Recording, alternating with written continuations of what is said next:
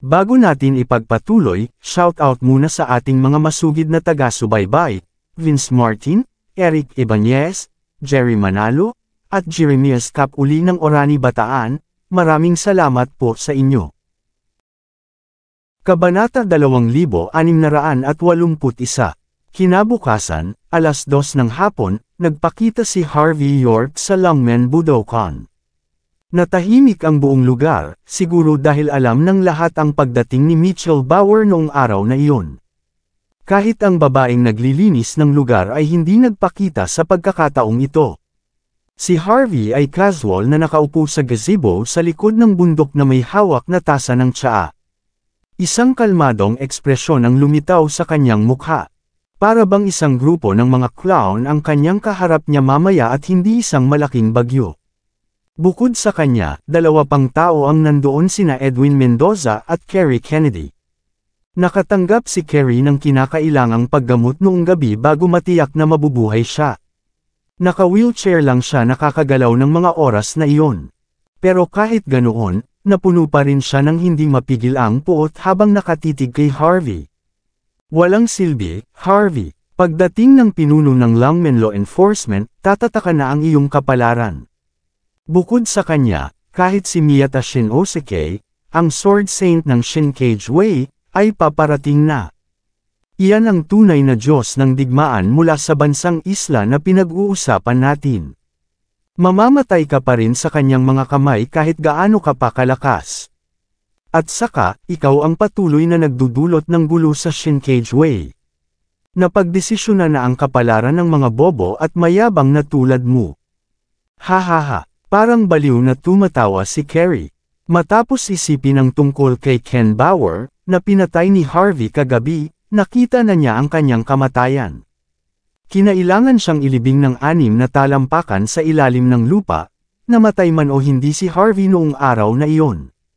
Kaya naman wala siyang pakialam sa buhay niya noon. Gusto lang niyang mapunit si Harvey at masunog hanggang abo. Humigop ng tsaa si Harvey at sinabing, kumapit ka sa iyong huling pag-asa, Kerry. Tingnan natin kung sino ang unang mamamatay. Isang babae mula sa bansa H ang sumasamba sa tinatawag na Holy Sword mula sa isang maliit na bansa. Ano ang silbi ng matagal kang nabubuhay? Lumakad pa sulong si Edwin at kinuha na busalan ang bibig ni Kerry. Ayaw niyang patuloy itong tumatahol at nakakagambala sa pinaghirapang kapayapaan at katahimikan ni Harvey. Nang matapos si Harvey sa kanyang tsaa, may nakitang convoy na nakaparada sa harap ng Budokan.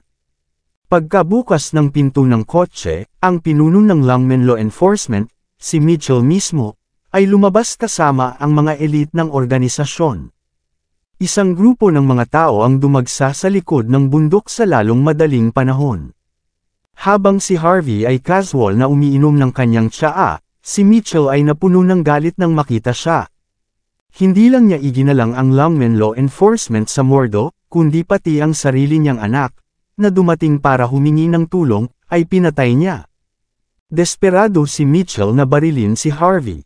Ngunit pagkatapos na isipin ang iba pa niyang plano, pinigilan niya ang kanyang nararamdaman. Malinaw, ang isang tao sa kanyang posisyon ay magkakaroon ng ilang uri ng kakayahan. Ang puso na magparaya sa hindi kaya ng iba ay sapat na upang patunayan ang kanyang walang malasakit at walang awa na personalidad. Harvey York, branch leader ng sangay ng mordo. Ang galing mo. Ang galing mo talaga. Matapos panoorin si Harvey na patuloy na humihigop ng kanyang tsaa, halos maputol ang mga ngipin ni Mitchell, sa pagkagat. Siyempre, humalaklak si Harvey, ngunit, maaaring hindi kayo pareho, Chief Bauer. Nakikipagsabuatan sa mga puwersa sa labas, sumali sa Shinkage Way para saktan ang mga tapat na tao ng Country H. Isa sa mga krimeng iyon ay sapat na para mamatay ka ng 100 ulit. Kung papatayin kita dito, walang sinuman sa Longmen ang magrereklamo, di ba? Paano mo gustong mamatay, Mitchell Bauer? Ang mga salita ni Harvey ay mahinahon at mapayapa. Ngunit ang kapaligiran ng buong lugar ay naramdaman na mas malamig kaysa dati, na para bang isang malamig na spell ang dumating. Ikaw na masama, how dare you talk to Chief Bauer ng ganyan? Ang lakas ng loob mong magpakita sa harap niya. Hindi ka ba natatakot na putulin namin ang dila mo? Alam ng lahat na si Chief Bauer ay isang makabayan at naglalaman ng katapatan sa buong Longmen. Gayunman ang lakas ng loob mong siraan ang pangalan niya ng ganyan. Babayaran kita. Itinuro ng grupo ng mga elite mula sa Longmen Law Enforcement si Harvey habang galit na sinisigawan siya. Mula nang itatag ang organisasyon, sila lang ang sumisisi sa iba. Hindi nila inaasahan na sisiraan ni Harvey ang pangalan ni Mitchell noon at doon. Ito ay ganap na hindi katanggap-tanggap. Ang galing mo, Harvey. Mayroon kang ilang mga kasanayan, ngunit ang iyong matalas na dila ay iba. Ang mga ugat ni Mitchell ay lumalabas sa kanyang ulo sa galit, ngunit nagawa pa rin niyang manatiling kalmado. Ang sabi, hindi ka matutulungan ng dila mo ngayon. Papatayin ka ng aming pinarangalan na panauhin mula sa Shinkage Way. Ang Sword Saint, si Miyata Shinnosuke mismo, ay darating sa Hong Kong. Siya mismo ang magdudurog sa iyo. Pagbabayaran mo ang kayabangan mo. Binigyan mo ako ng maraming oras para pumunta dito mag-isa para tingnan ang iyong pagkamatay. Kung hindi, magsasayang ka ng maraming oras at pera sa pagpunta sa Island Nations para lang sa kanya, mahinahong sabi ni Harvey. Mula sa puntong ito, sa tingin ko ang isang nagsasabuatan na tulad mo ay may nagawang mabuti sa pagkakataong ito. Ikaw, namumula sa galit si Mitchell nang marinig ang lubos na pagmamataas na tono ni Harvey. Nagngangalit siya sa galit. Magpakitang gilas ka pa, Harvey. Sa lalong madaling panahon, malalaman mo kung ano ang kinakatawan ng Island Country War God ng Shinkage Way. Ngayon, ikaw ay nakatakdang mamatay sa pamamagitan ng espada ni Master Shinnosuke. At kung hindi, ako mismo ang kakatawan sa Longmen Law Enforcement at permanenteng haharapin ka. Lumitaw sa pulang mata ni Mitchell. Nakita niya ang sarili niyang laman at dugo na pinagbabaril ng bastard na nakatayo sa harapan niya, kahit na ito ay sa pamamagitan ng screen lamang. Napuno ng puot ang kanyang puso. Kaya lang niyang pigilin ang kanyang nararamdaman noong mga oras na iyon dahil hindi siya siguradong mananalo siya. Ngunit gayon paman, naisip niya na malaki ang posibilidad na si Harvey ay maputol ni Miyata. Kung talagang ganoon kalakas si Harvey hanggang sa puntong kaya niyang sugpuin si Miyata, tuluyan nang mauubos ang kanyang kapangyarihan pagkatapos ng laban. Sa pinakamahina niyang estado, maaaring patayin siya ni Mitchell. Naniniwala si Mitchell na pinlano niya ang lahat at manalo bago pa man magsimula ang laban. Natatakot ako na wala kang karapatang patayin ako. Kalmadong ibinuhos ni Harvey ang sarili ng isang pangtasa ng tiyaan nang hindi tumitingin kay Mitchell. Ngunit dahil lahat tayo ay taga-Longmen, maaari kong ipadala sa iyo ang daan upang muling makasama ang iyong anak. Kung iyon ang kaso, maaari kayong magkasamang dalawa. Hahaha, humagalpak ng tawa si Mitchell habang tinuturo si Harvey. You're still acting this arrogant even on the verge of death, Harvey.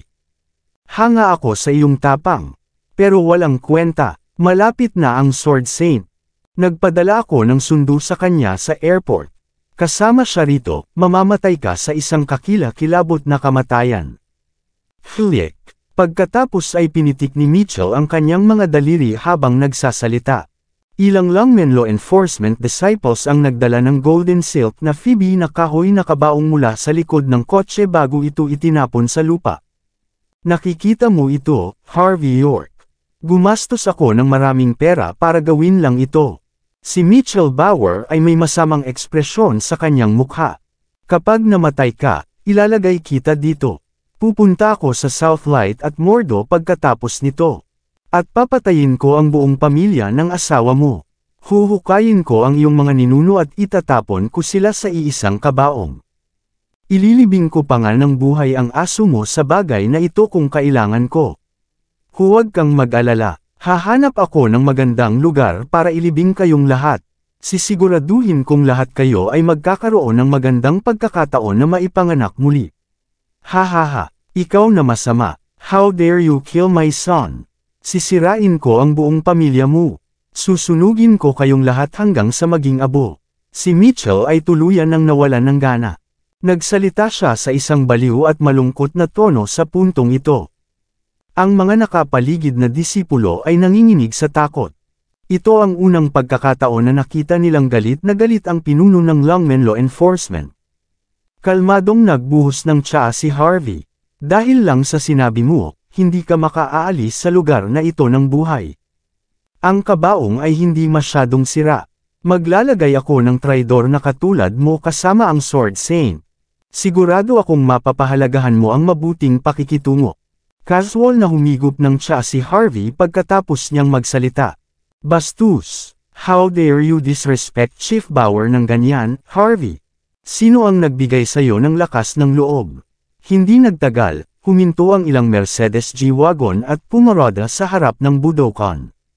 Sinipal ng isang grupo ng mga kabataang nakasuot ng tradisyonal na damit ang pinto ng kotse.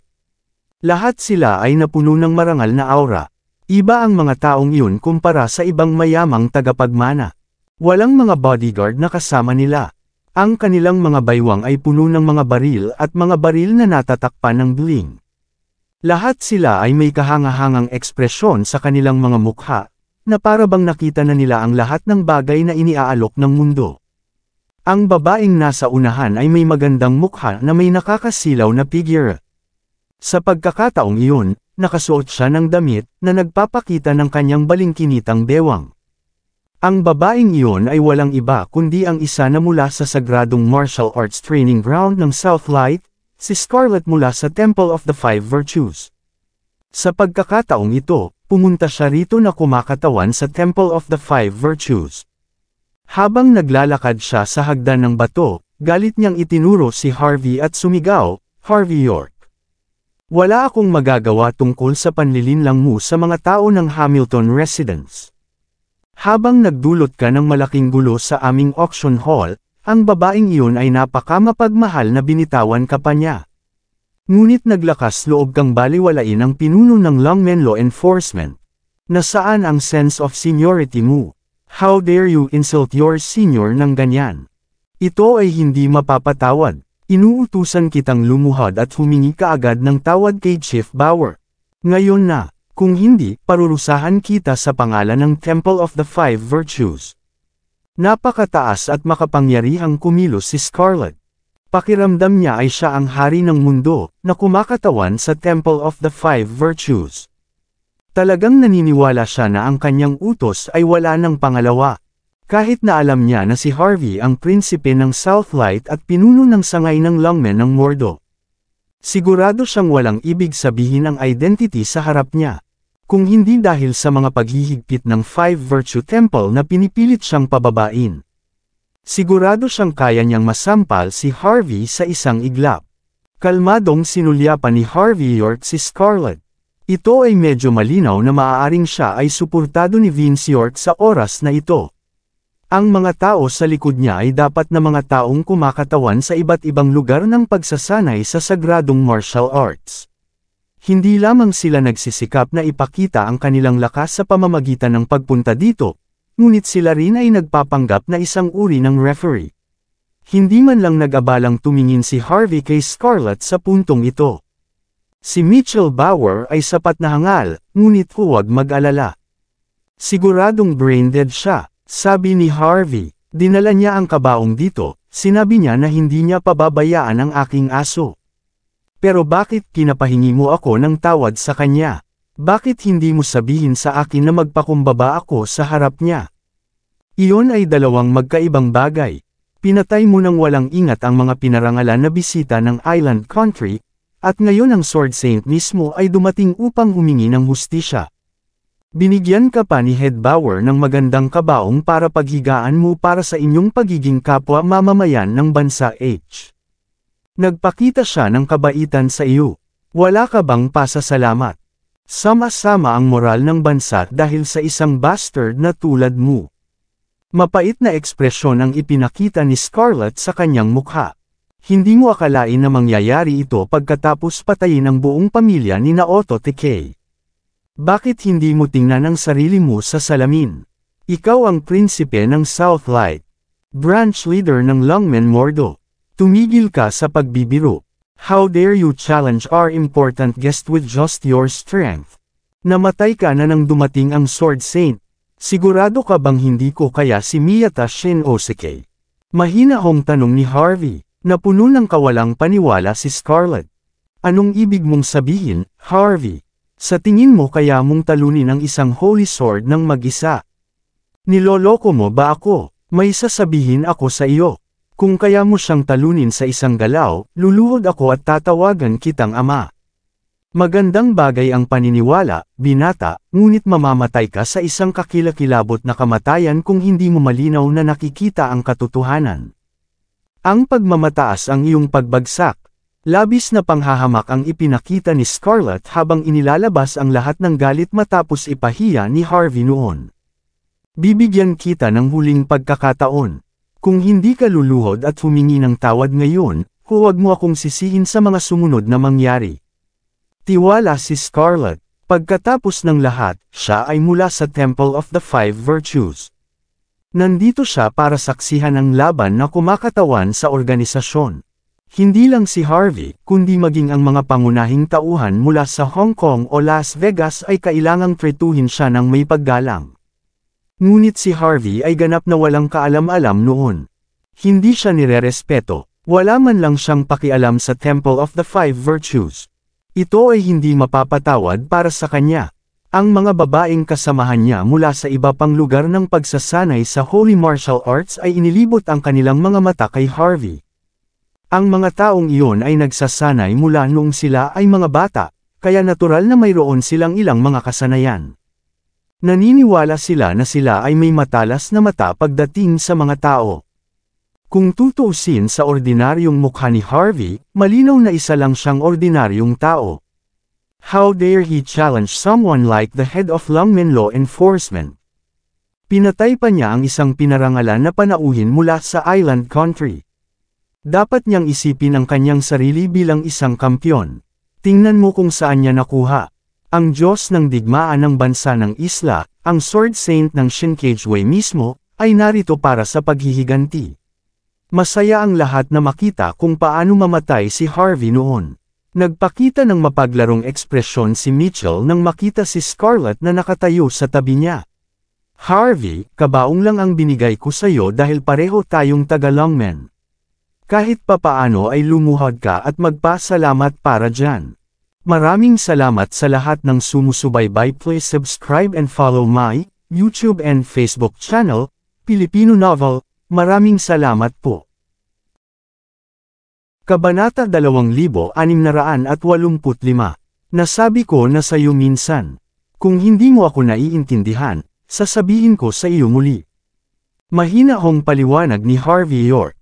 Ikaw at si Miyata Shinnosuke ang dapat gumamit ng mga kabaong sa halip. At saka, ang isang taksil na aso na tulad mo na sumasamba sa mga dayuhan ay dapat na mamatay kasama ng iyong amo mula sa Island Nation. Ito ay dapat na isang malaking pagpapala para sa iyo. Para sa iyo, pinandilatan ni Harvey si Scarlett na may malamig na ekspresyon sa mukha. Kahit ang babae niyo ay walang kwenta sa akin, bahala ka. Pumunta ka at dilaan mo ang bota ni Vince York. Walang kinalaman sa inyo ang problema ko. Kaya, umalis ka na dito. Ikaw, how dare you? Nanginginig sa galit si Scarlett. Ang mga madre ng templo ng 5 virtues ay inilarawan bilang dalisay at marangal. Kasama niya si Vince, ngunit walang nakakaalam tungkol sa katotohanan ito. Naglakas loob ka bang sirain ang pangalan ko kasama ang reputasyon ni Young Master York? Dapat may death wish ka or something. Sa isang tawag lang, luluhod ka na sa isang iglap. Naniniwala ka ba? Ganyan ka ba kalakas? Nagkibit balikat si Harvey. Pagkatapos ay gawin mo. Gusto kong makita kung sino ang luluhod sa huli. Namumula sa galit si Scarlett bago dahil ang numero ng babae, ngunit hindi siya naglakas loob na tawagan siya dahil mapaparusahan siya sa kanyang kawalan ng lakas. Hindi ka tumawag. Kalmado ang ekspresyon ng mukha ni Harvey. Umalis ka na dito. Wala kang karapatang magpakitang gilas sa harapan ko. Ikaw, napuno ng hindi mapigil ang galit si Scarlett. Isang nakadamit na binata ang humakbang pasulong at mahinahong sinabi, hindi na kailangang magalit, Miss Laythole. Ako, si Calvin Lowe, ay pinakaayaw sa mga stupid, indecent little fries na ito. Madudumihan ko ang mga kamay ko kung lalabanan ko siya, pero alang-alang sa pangalan mo. Tuturuan ko siya ng magandang leksyon. Nagpalakpakan ang mga tao sa paligid niya at sinisigaw ang pangalan niya. Magaling, young Master Lo. Turuan ang bastos na ito ng leksyon para malaman niya ang sakit. How dare he look down on us people from the Holy Martial Arts Training Grounds. May death wish talaga siya. Huwag kang magpigil, young Master Lo. Kung papatayin mo siya, responsibilidad ko ito. Ang mga ordinaryong batas ay walang halaga sa atin. Oo, patayin siya. Ang mga mayamang tagapagmana ay nagpapakita ng kanilang tunay na mukha. Mukhang excited sila na makitang pinatay si Harvey matapos hindi igalang si Scarlett. Isang malamig na ngiti ang lumitaw sa mukha ni Scarlett matapos makita si Calvin sa pagkilos. Si Calvin ay mula sa Heaven's Gate. Doon sinanay ang buong pamilya Lo. Medyo mataas din ang status ni Calvin. Direktang inapo siya ng pamilyang iyon. Kung si Harvey ang nag-provoke sa kanya, it would mean death for him. Kahit na ang mga taong iyon mula sa Sacred Martial Arts Training Ground ay pumatay ng isang tao, ang mga ordinaryong batas ay hindi magagawang parusahan sila para dito. Tanging Sacred Martial Arts Practice Grounds lang ang pinapayagang gawin ang ganoong bagay. Sa madaling salita, ang mga taong iyon ay isang liga na higit sa iba. Naka-cross arm si Calvin habang lumalapit kay Harvey bago siya sukatin. Dahil medyo may kakayahan ka, bibigyan kita ng pagkakataon. Lumuhod ka at sampulin ang iyong mukha ng 100 beses, pagkatapos ay humingi ng tawad kay Miss Latehole.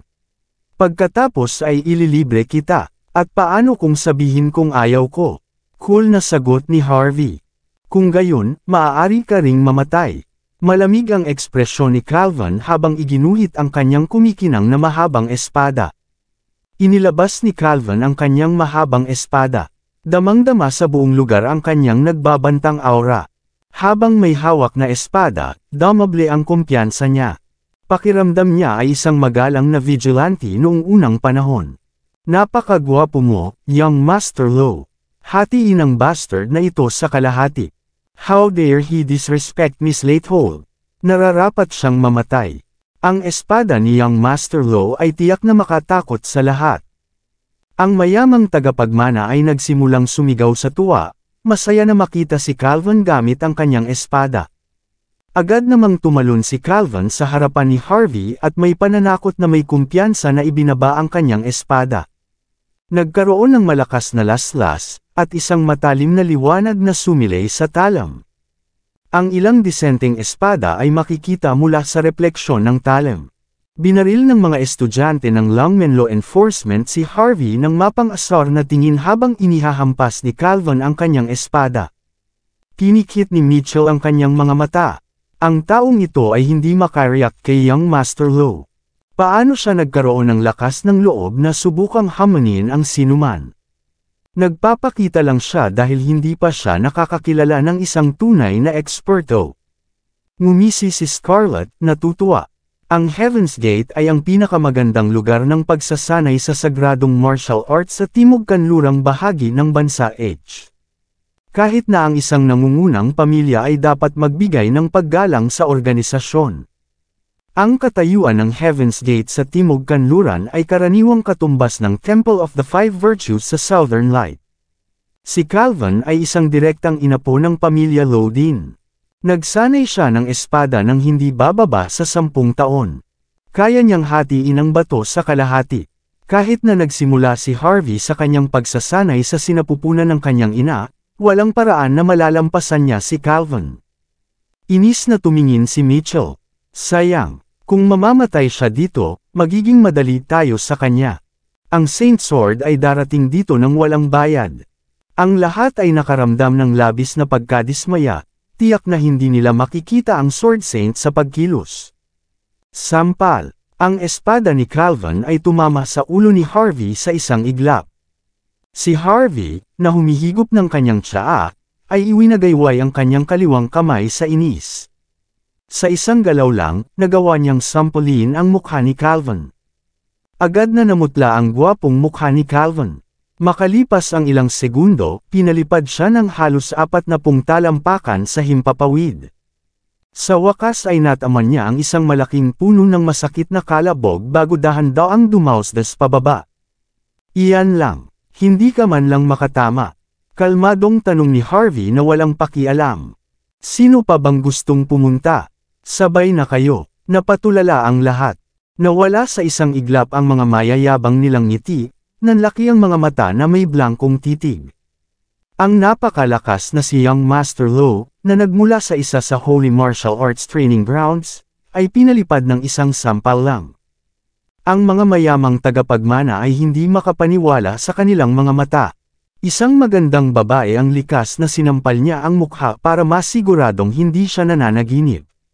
Ang mga elite ng Longmen Law Enforcement ay nagulat, ang kanilang mga mata ay nanginginig na galit na galit. Ang pagtingin sa impormasyon ay ibang-iba kaysa sa nakikita nila dito gamit ang kanilang sariling mga mata.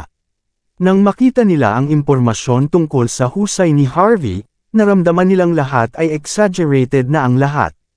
Ngunit nang makita nila ang nangyari, nawalan sila ng salita. Napatigil at nabulunan si Mitchell na abala sa pagtawa. Nanlaki ang mga mata ni Scarlett, at para siyang kakagat lang ng mapait na apdo. Ito ay isang kakila-kilabot na tanawin. Umubo ng dugo si Calvin matapos madapa pabalik na sobrang nahihirapan. Itinuro niya si Harvey, galit na galit, nanginginig ang buong katawan niya sa buong lugar. How dare you? How dare you hit me? Sigaw niya, na nagngangalit ang kanyang mga ngipin. Papatayin ka ng Heaven's Gate dahil dito. Sa isang snap ng kanyang mga daliri, ipinadala ni Harvey ang mahabang espada ni Calvin na diretsyong lumipad sa kanya. Lumipad ang espada sa ulo ni Calvin, inahit ang taas ng kanyang buhok at naiwan siyang natigilan. Dahil ang Heaven's Gate ay lumahok sa nakaraang Euro-American battlefield, pananatilihin kitang buhay, mahinahong anunsyo ni Harvey. Pero, sa susunod hindi na ako magiging kasing galing nito. Tumutulo ang malamig na pawis sa likod ni Calvin. Ilang sandali lang ang layo niya sa kamatayan. Gusto niyang insultuhan si Harvey, ngunit matapos makita si Harvey na nananatiling kalmado ng ganito, hindi siya naglakas loob na magsalita. Dumi, lahat kayo marumi. Gayunpaman, mabilis na bumalik sa katinoan si Scarlett. Pinandilatan niya ang sugatang si Calvin, na pinalipad, na may masamang tingin sa mukha. Anong lakas ng loob na ipahiya ng pulgas na ito ang sarili niya? Ang lakas ng loob niyang lumabas kapag hindi pa siya magaling. Pakiramdam ni Scarlett ay masisira ang kanyang reputasyon kung hindi siya makakahanap ng paraan para year-okon si Harvey minsan at para sa lahat. Natatakot ako na kailangan mo siyang harapin sa halip, Young Master West. Nilingon niya ang isang binata na kanina pa ay walang pakialam na nakatayo sa karamihan, sabi ng binata na pinaningkitan ng mata si Harvey bago humakbang pasulong. Fine, kaya ko siyang harapin para sa'yo. Gayunpaman, ang Western Temple at ang Temple of the Five Virtue ay magkakaroon ng ganitong pabor. Tuturuan ko ang clown na ito kung paano manatiling mapagpakumbaba. Ngunit nang akma na ang binata na kikilos, ilang Toyota Centuries ang huminto sa harap ng Budokan. Nanguna ang mga alagad ng Longmen Law Enforcement.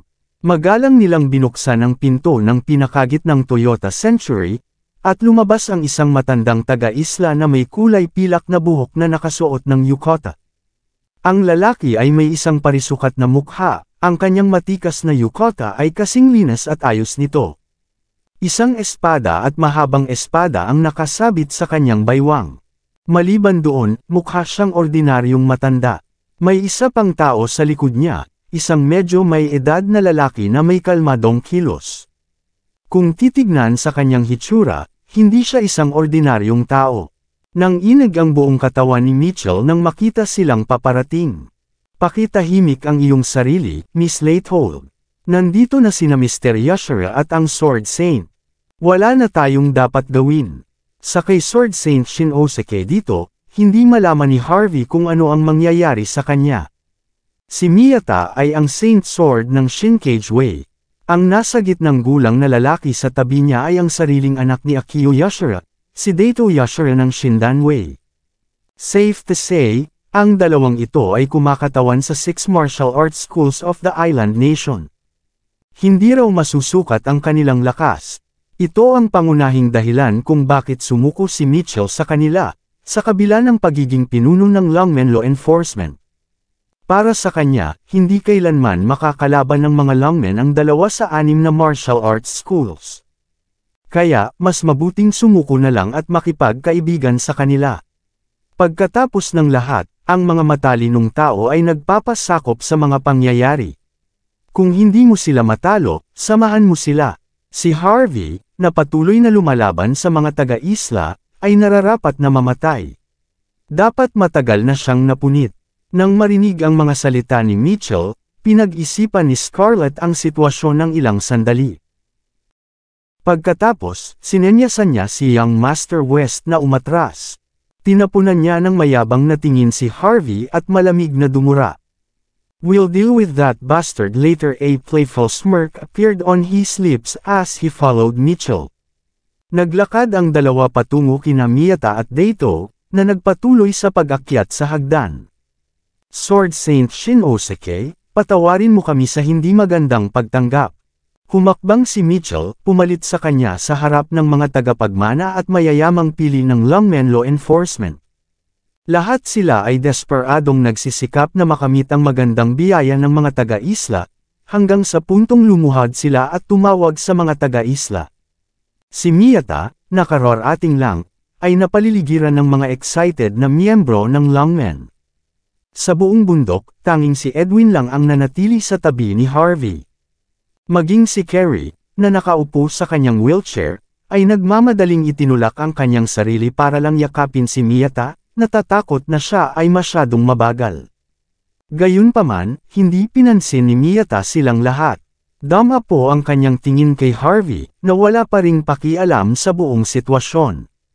Sinukat ni Miyata si Harvey bago umungol, "Ikaw si Harvey. Ikaw ang patuloy na hindi gumagalang sa martial arts ng Island Nation. Ikaw ang pumatay sa mga estudyante ko sa Hong Kong, kasama ang buong pamilyang Takei." Hinawakan ni Harvey ang kanyang tasa at mahinahong sumagot. Nakagawa ng karumal-dumal na krimen ang pamilya Takei at sinamantala ang mga inosenteng tao. Lahat sila ay nararapat na mamatay. Bilang isang Sword Saint, mayroon kang lakas ng loob na maghiganti para sa kanila. Maghihiganti. Naningkit ang mga mata ni Miyata. "Wala kang karapatang magsabi kung karapat-dapat na mamatay ang aking alagad o hindi. Ganoon din sa mga batas ng bansa H. Ako lang ang may karapatang magdesisyon niyan. Wala akong pakialam sa sama ng loob ninyong dalawa. Pero dahil ikaw ang pumatay sa aking disipulo mula sa Shinkage Way, magbabayad ka sa kanya." Humalakok si Harvey at ibinaling ang tingin kay Dato, kalmado pa rin. "Kumusta naman kayo? Nandito ka ba para kumatawan sa Shindan Way?" Tanong niya na interesado. "Kung tama ang pagkakaalala ko, binantaan ako ng iyong ama na si Akio na papatayin ako sa Mordo. Matagal na, pero bakit wala akong narinig mula sa kanya? Sa palagay ko ang Shindan Way ay mas mababa lamang kumpara sa Shinkage Way. Huwag mo na kaming guluhin, Harvey."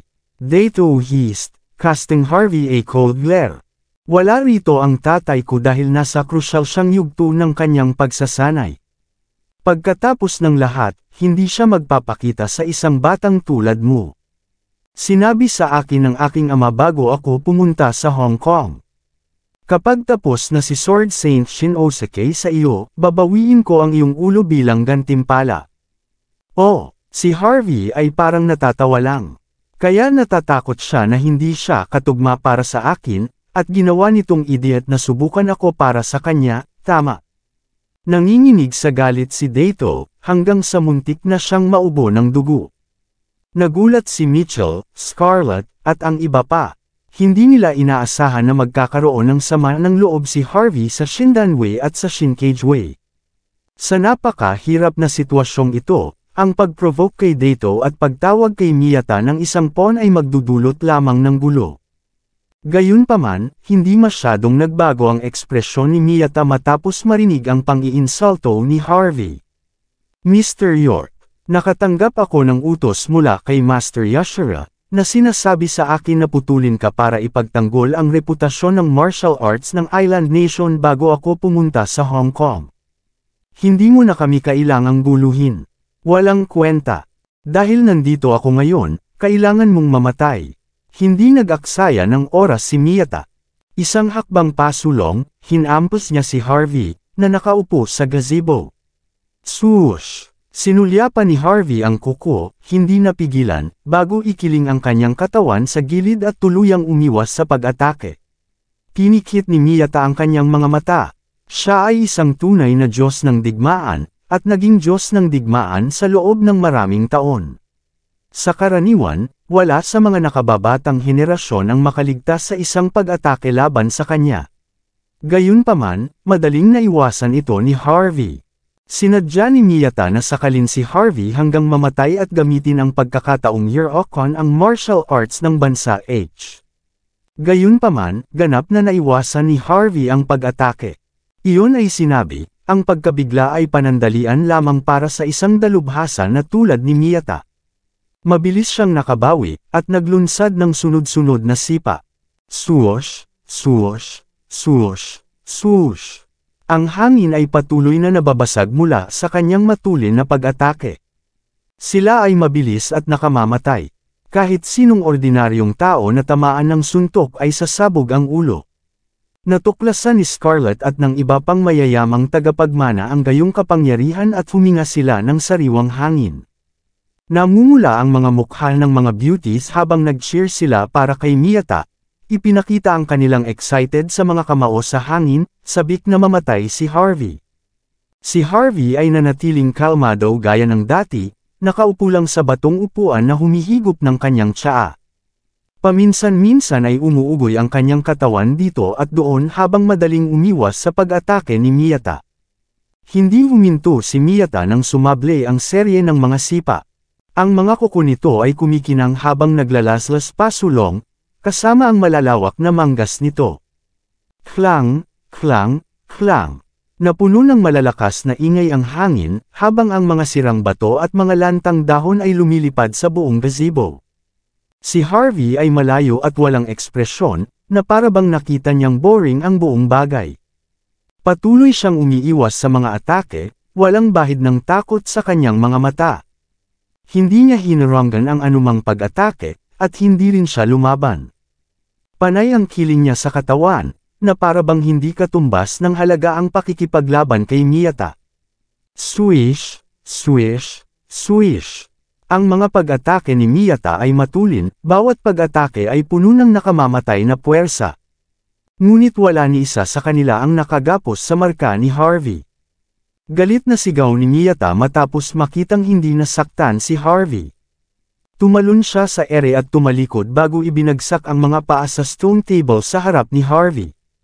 Nagkaroon ng malakas na kaluskos, at ang mesa ay nagkapira-piraso. Ikanaway ni Miyata ang kanyang kamay, tinulak ang mga basag na piraso kay Harvey. Walang paraan na maiiwasan ni Harvey ang mga bato, kaya wala siyang pagpipilian kundi durugan silang lahat gamit ang kanyang mga kamay. Sa wakas nakahanap ng pagkakataon si Miyata sa puntong ito. Sa isang iglap ay sinunggaban niya si Harvey, itinulak ang kanyang mga kuko pasulong. Swish! Gayunpaman, nagawa pa rin ni Harvey na iwasan ang pag-atake ng hindi pinagpapawisan. Ang handang pag-atake ni Miyata ay damapo sa batong haligi ng gazebo. Ang haligi ay gumuho sa isang sandali. Madaling humakbang si Harvey na hindi naabot ng gazebo. Walang batik ang damit niya. Kalmado at kontrolado ang kanyang emosyon. Ang mga pag-atake ni Miyata ay mukhang medyo nakakatakot, ngunit wala sa kanila ang nakarating kay Harvey. Damn you! Maging ang Diyos ng digmaan ay medyo nagalit. Lalong nanlamig ang kanyang tingin, at naninigas ang kanyang mga ugat. Siya ang war god ng island country ng Shinkage Way. Para sa kanya na matalo ang isang binata, kadalasan, ito ay kasing dali ng matalo ang patay na kabayo. Nagamit na niya ang halos 80% ng kanyang lakas. Gayunpaman, ano ang nangyari? Ni hindi niya mahawakan ang isang hibla ng buhok ni Harvey. Para kay Miyata, ito ay ganap na hindi katanggap-tanggap. Kinakatawan niya ang martial arts ng Island Nation. Sapat na masama na hindi niya mapatay si Harvey sa isang galaw, ngunit ngayon. Hindi man lang niya makalmit si Harvey pagkatapos ng lahat ng iyon. Ito ay nakakahiya. Kabanata 2690. Sa sandaling ito, lumala ang pangit na ekspresyon ni Miyata. Nakasimangot sina Mitchell, Scarlett, Dato at ang iba pa. Dahil si Miyata, ang Sword Saint mismo, ay kumilos. Nadama nila na madali para sa kanya na patayin si Harvey sa 2 o 3 galaw. Siya ay naglunsad ng higit pang mga pag-atake kaysa doon, ngunit si Harvey ay hindi pa rin nasaktan. Maging ang buhok ni Harvey ay napakaayos at hindi nagalaw. Ito ay katawa-tawa, walang kabuluhan. Baka sinusubukan ni Sword Saint Shinnosuke na i-relax ang mga mamamayan ng Country Age. May napagtanto si Scarlett matapos mapansin na may mali. Maaari niyang patayin si Harvey sa isang galaw, ngunit sinusubukan niyang patag-alin ang laban para sa atin. Ito ay kumakatawan sa kabutihan at kabab ang loob ng martial arts ng Island Nation. Master Shinnosuke, bilang kapalit ng martial arts ng H-Country, salamat. Tatandaan ka namin sa pagiging makonsiderasyon mo sa aming reputasyon. Ang Island Nation at Country H ay tiyak na mananatiling mahusay na magkaalyado magpakailanman. Huwag kang mag-alala. Pagkatapos mong patayin si Harvey, pipilitin ko ang mga nakatataas sa kanyang pamilya at mga kaibigan na bayaran ang kanyang mga kasalanan. I swear to God, ang martial arts world ng Country H ay hindi na magkakaroon ng isa pang tanga tulad niya, na magbubunsod sa Island Nation. Hindi napigilan ni Scarlett na sabihin ang lahat ng ito para ipakita ang sinseridad kay Miyata, at ipaliwanag ang sitwasyon sa iba. Pagkatapos ng lahat, ito ang tanging paraan upang maipangatwiran niya kung paano nagawang iwasan ni Harvey ang killer move ni Miyata. Si Dato, na lumalala ang ekspresyon, ay pinikit ang kanyang mga mata. Masyado kang mabait, Miss Latehole. Ang ating dalawang bansa ay palaging nasa iisang bangin. Napakahalaga rin sa amin ang reputasyon ng iyong bansa. Sa anumang kaso, hanggat patuloy nating sinusuportahan ang isa't isa sa dulong silangan, mapapanatili ang kapayapaan sa mundo. Sana ipaalam mo ng maayos sa lahat ang sitwasyon mamaya. Sabihin sa nakababatang henerasyon ng martial arts world ng H-Country na ihinto ang paggawa ng gulo para sa amin. Paano pa rin tatayo ang bansa H bilang pinakamahusay na bansa sa mundo kung papatayin namin ang isa sa inyong mga tao sa susunod na pagkakataon? Nakakahiya lang. Talaga, mayroon kang patas na puntos. Nahihiyang ngumiti si Scarlett. Sasabihin ko sa mga tanga na ang tunay na sagradong martial arts training ground ay ang 6 schools of martial arts. Ang Island Nation ay ang pinakamahusay na martial arts country sa mundo. Kaming mga mamamayan ng bansa H ay masyadong bobo. Dapat alam ng mga tao kung paano manatiling mapagpakumbaba. Ang mga mayamang tagapagmana sa paligid ni Scarlett ay mabilis na nagpalabas, na parang naiintindihan nila ang sitwasyon. Hindi nakakagulat na hindi nagawang patayin ng God of War Miyata si Harvey sa isang iglap. Ito ang dahilan kung bakit nagawang iwasan ng bug na ito ang killer move ni Miyata ng paulit-ulit. Ang Island Nation ay nagpakita lamang ng paggalang sa H-Nation. Kung hindi, ang walang kwentang hamak na tulad ni Harvey ay namatay na ng 1,000 beses. Ang mayamang tagapagmana ng Holy Martial Arts Training Ground ay tumingin kay Miyata na may excited na tingin, at kay Harvey na may panghahamak. Hindi ba alam ng hangal na ito ang kanyang limitasyon? Tingnan mo siya, lumulukso na parang unggoy. Ang pagluhod ang tanging daan palabas. Lahat ng mayamang tagapagmana na naruroon ay tunay na naniniwala na sila ay may napakagandang kagandahang asal. Kung naging madali sa kanila ang War God, matagal na silang sumuko. Hindi sila magiging katulad ni Harvey, na walang kahihiyang nagpapatagal ng walang kabuluhang laban. Sina Mitchell, Carey, at lahat ng mga estudyante ng Longmen Law Enforcement ay napatingin kay Harvey. Inaakala nila na ang mga aksyon ni Harvey ay nagpahiya kay Longmen sa kabuuan. Nang makita ang kalmadong hitsura ni Harvey, naramdaman ni Scarlett na dapat ay wala na si Miyata. Sa wakas ay mapapaginhawa siya kung si Harvey ang Pulgas ay bugbugin hanggang sa mamatay noon at doon. Nang hindi nag-iisip, humakbang pasulong si Scarlett at sumigaw ng malakas, "Salamat sa iyong kabaitan, Mr. Shinnosuke."